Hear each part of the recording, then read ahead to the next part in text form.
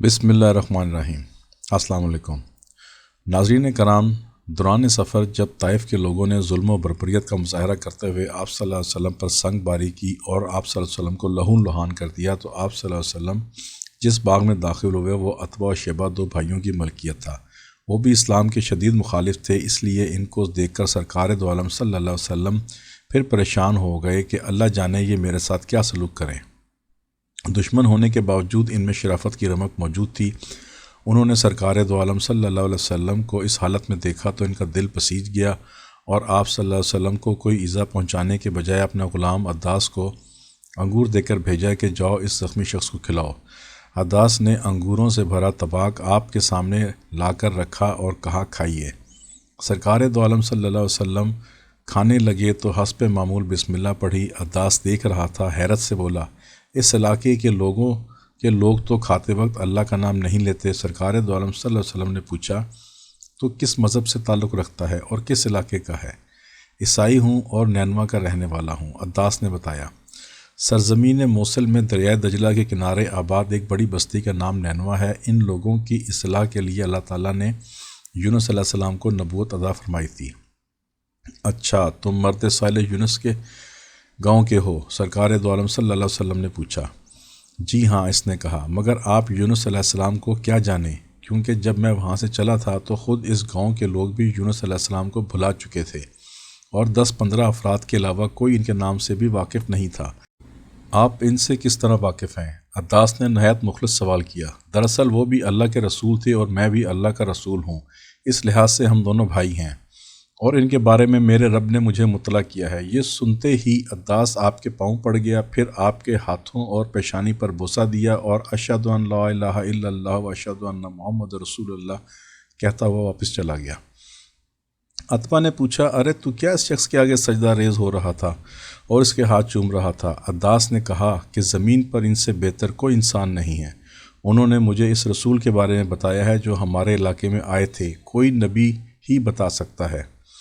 عتبہ اور شیبہ دونوں ہنس پڑے اور کہنے لگے، خیال رکھنا کہیں وہ تمہیں گمراہ نہ کر دے، تیرا دین اس کے دین سے بدرجہ بہتر ہے۔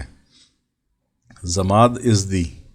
عداس کو سرکار دو عالم صلی اللہ علیہ وسلم نے اسلام کی دعوت دی تھی، نہ ان کے سامنے قرآن کی تلاوت کی تھی، صرف یونس علیہ السلام کے بارے میں بات چیت کی تھی اور وہ اس گفتگو سے ہی سمجھ گئے تھے کہ سرکار دو عالم صلی اللہ علیہ وسلم اللہ کے فرستادہ ہیں۔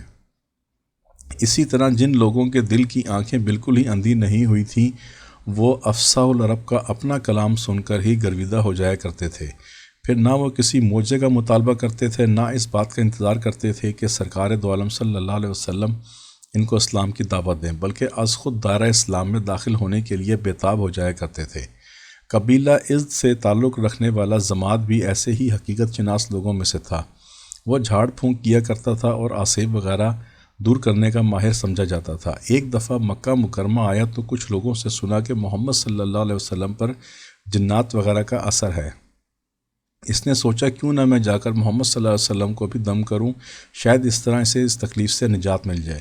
چنانچہ وہ سرکار دو عالم صلی اللہ علیہ وسلم کے پاس آیا اور کہا، یا محمد، میں ازالہ آسیب کے لیے دم کرتا ہوں، اگر اجازت ہو تو آپ کو بھی دم کر دوں۔ سرکار دو عالم صلی اللہ علیہ وسلم نے اس کو کوئی جواب دینے کے بجائے اپنی زبان حق کے ترجمان سے وہ مشہور عالم کلمات عطا فرمائے جو ہر خطیب جمعے کے خطبے میں پڑھتا ہے، الحمدللہ نحمدہ ونستعینہ ونستغفرہ ونؤمن بہ۔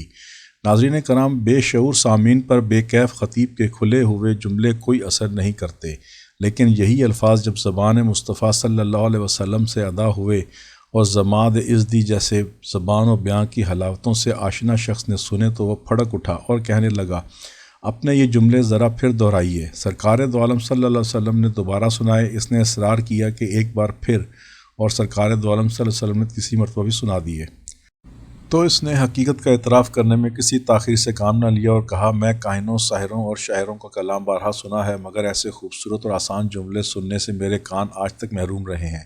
لائیے ہاتھ، میں اسلام پر بیعت کرنا چاہتا ہوں۔ سرکار دو عالم صلی اللہ علیہ وسلم نے پوچھا، قوم کی طرف سے بھی؟ زماد نے کہا، قوم کی طرف سے بھی۔ سرکار دو عالم صلی اللہ علیہ وسلم نے اسی وقت اس کو بیعت کر کے زمرہ غلامہ میں شامل کر لیا۔